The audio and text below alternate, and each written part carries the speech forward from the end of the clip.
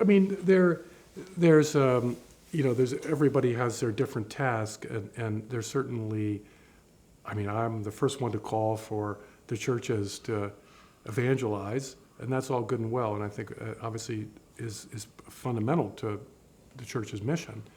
But I think we need to think, I mean, this is what First Things magazine is committed to, not just theological truth, and we're called to go forth and make disciples of all the nations, but also to think in terms of public policy and public affairs.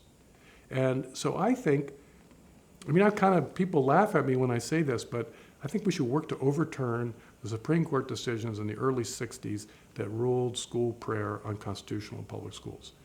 And I think it was a part of the deconstruction of just an atmosphere in which young people, I mean, anodyne, ecumenical prayer, but at least it tells them that the world is not all, life is not all about getting, consuming, pleasure.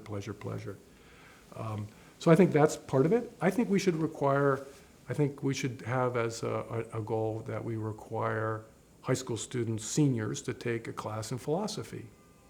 When I was teaching, the International Baccalaureate program has a senior philosophy component in that program. And so school districts that adopt that voluntarily, and the students that went into those programs, I really just noticed that they had a vocabulary to talk about things other than scientific material, facts, if you will, or the other default in our society is economic thinking in terms of interests. And they had a vocabulary to talk about the human things that transcend our interests, narrowly understood.